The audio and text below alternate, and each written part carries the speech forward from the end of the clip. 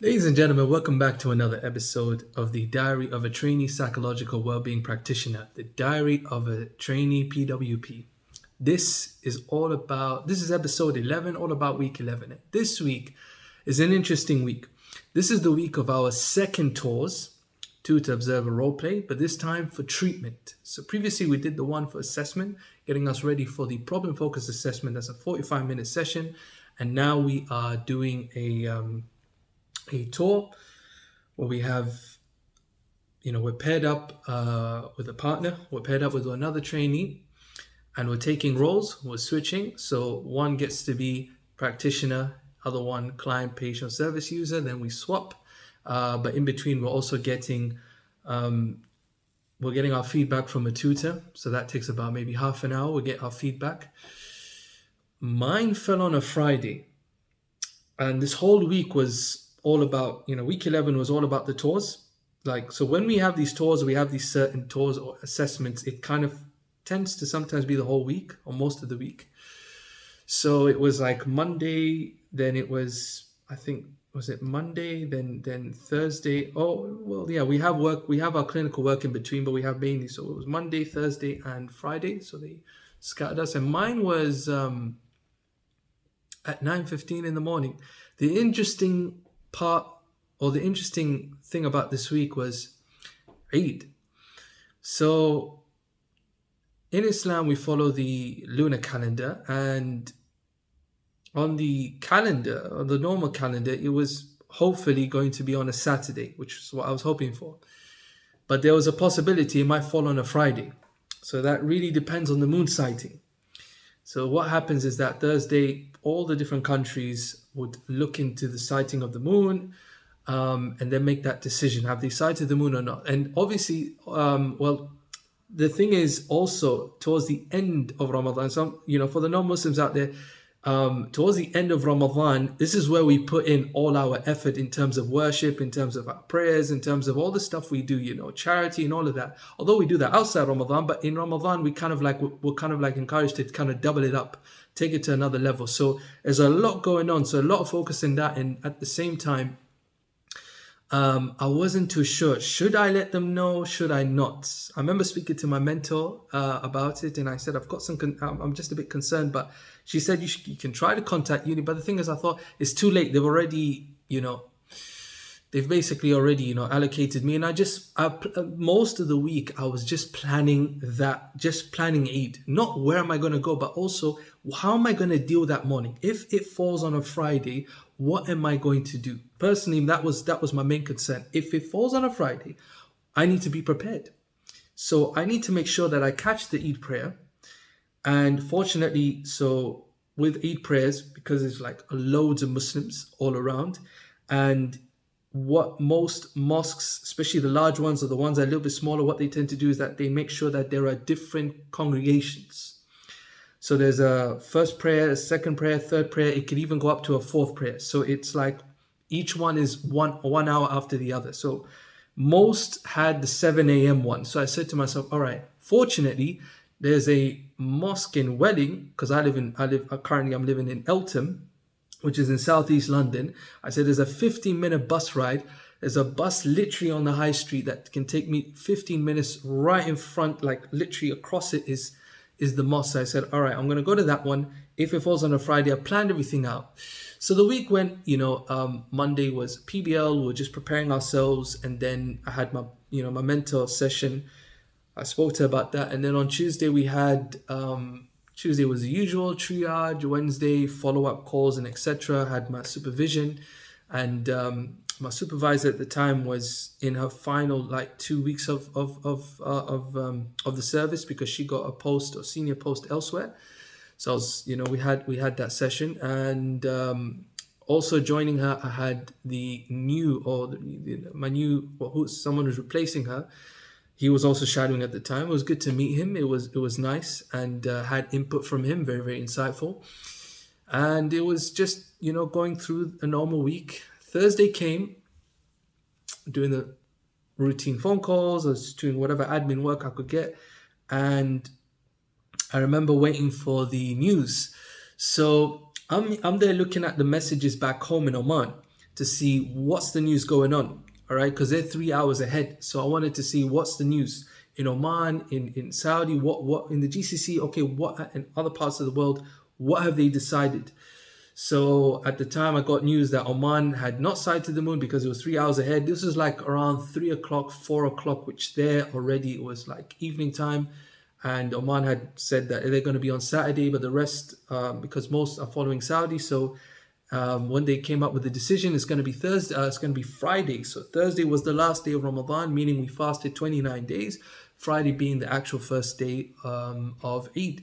So then I said, all right, I now I've got the plan, I made it, fine. Friday, this is what I'm going to do. Because when I came back home, I said, all right, I'm going to go this way, that way. And even on Monday, I remember just, buying my thawb, buying all, I just made sure I even bought, that week, yeah, I even bought for the first time, I thought I'll treat myself, just some swag for Eid, all right? So I bought myself these, the white Nike Air Force. Never had them before.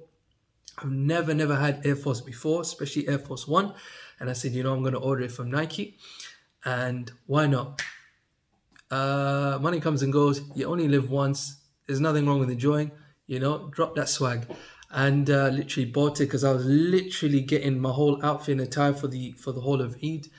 And I planned it out. So Friday was already, fortunately, I got up. I managed, so I made it on time for morning prayers. Then after that, I made it for time for the Eid prayer, and was dressed, went there, prayed half an hour. 7:30 we were done. I came back, took the bus back. Unfortunately, the bus literally as I was walking to the bus stop, the bus actually came.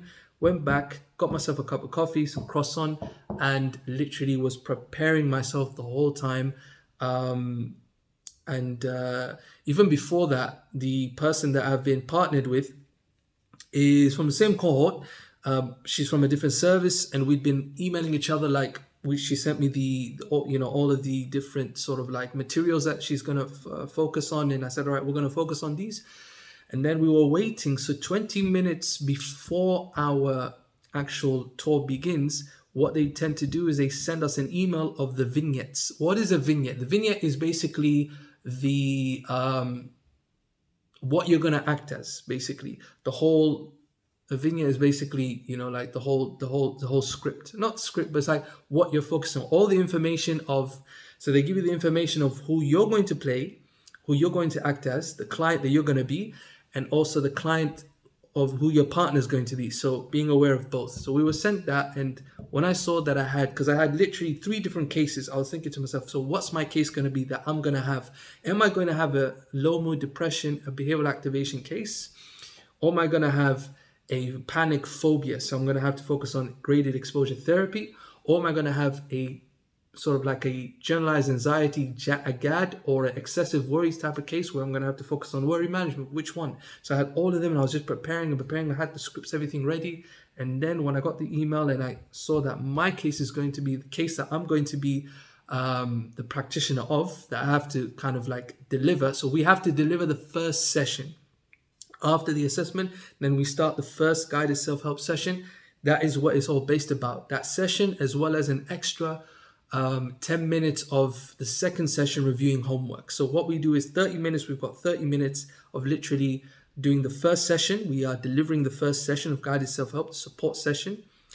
And then we break out, and then we work, we establish, we give them a particular homework or an assignment, and then we review that, and they come back, we review that for the first 10 minutes. So anyway, what was interesting was, it was good. So once I got that literally deleted, I literally closed all the other tabs, focused on the behavioral activation for depression, got myself ready, sorted everything out. So I managed to get my script, everything literally ready. And then once it came to 9:15, I was ready, had my headphones, everything was prepared, my webcam, everything was ready. Thing is, my partner, I'll be honest, she was like nearly 15 minutes late. And I remember I had to like literally text her, tell her like, you do know that we have, you do know we're starting now. Everything all right? Like, so she told me that she forgot the timing, so she managed to get in because literally my tutor was just about to get ready, just to jump in, and it was interesting. So anyway, we got in. It did affect me because I was literally I only had like maybe 10 or 5 more minutes left or something like that. And but obviously it shortened my time, but it's understandable. I still got, we're not really assessed, but we are given feedback. So I did the whole thing, did my part, she did her part. We swapped turns and everything. Once we were done at about, and alhamdulillah, I managed to get really, really good feedback. I mean, the tutor really gave me some amazing and insightful feedback, which I wrote down. I put it, I've noted it down. Literally, I've typed it on my laptop, and I've literally got a note down. Everything is there, and it'll help me to reflect and hopefully improve and progress in my skills when giving sessions. So anyway, literally it was 11:30, and literally I felt exhausted because it's like literally nine. Like imagine being on your laptop for like nine. It's like being in a nine. It's like 2 different sessions or just being in a long like Zoom meeting. But anyway, the point here being is that 11:30 came. I was so exhausted, and I felt literally like I can't continue this. Look, I can't continue. So I was just 11:30. We were done. I just felt exhausted, and then I called up one of my cousins who lives in Southwest London, and I said, "All right, what's the plan? Come, we're gonna, come to XYZ Southwest London." And I literally got ready, made my way, and just went. So that was day one, and day one was amazing because it was like the Eid vibe. Day one, literally Southwest London. It was good because it's been a while. I haven't had like. When you have home cooked food, especially our home cooked food, it's not just like the Omani side. We're talking about the Swahili food. Yeah, so that's home cooked food. We've got Swahili food now. Missed it. And honestly, once I got there, so we went to one of the relatives' house, and literally they were hosting it, and mashallah, like it was amazing. Like they hosted everything. It was nice. The thing is, when it comes to eat so much food, so it's just when you're that person is trying to like not restrict themselves, but you want to be a bit careful, you want to be a bit cautious, but you can't really be cautious on Eid, especially the first day. And I'm not saying go all in now, but you can't be too restrictive. Yeah, you gotta accept the fact that there's gonna be food. You can't reject and refuse everyone, but you try your level best to be a bit balanced. But alhamdulillah, it was good. It was good. That East African food, lunch. The time I got there, it was lunch, and then there was so much sweet, and I said, I have to calm down with this, but it was nice. We went to, it was Hounslow where we went to, Hounslow Park, one of the parks. I think one of the mosques and Islamic centers, they literally organized this massive fun fair. Like it was massive, like rides and everything. You had stalls, you had different like barbecues here, and it was fun. We went there for maybe about half an hour to an hour. Then after that, we came back, and we're just chatting, and then to be honest, I remember we were watching the Arsenal game, Arsenal versus Southampton. Yes, yeah, they got beat. No, not beat. They drew 2-2. It was nice. It was nice. But I came back home a bit late that time because it was like 11, got dropped, train station, made my way back. What a day. But that's not the end of it. Like literally day 2, I already had planned it. Day 2, went to go see my cousins who got a, baby daughter, literally his first child, baby daughter the month before. Went to see him, and by surprise, coincidentally, his brothers whom I have, I haven't seen them in like more than 10 years. So literally it was good to see all of them catching up.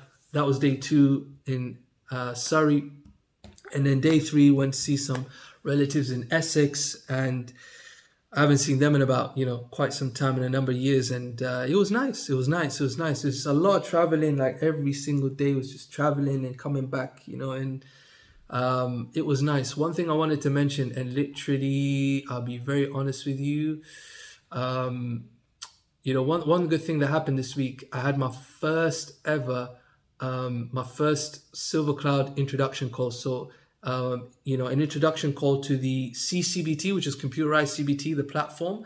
So I had my first introduction call. I've got my first client, who I'm going to support and be reviewing. It was really nice.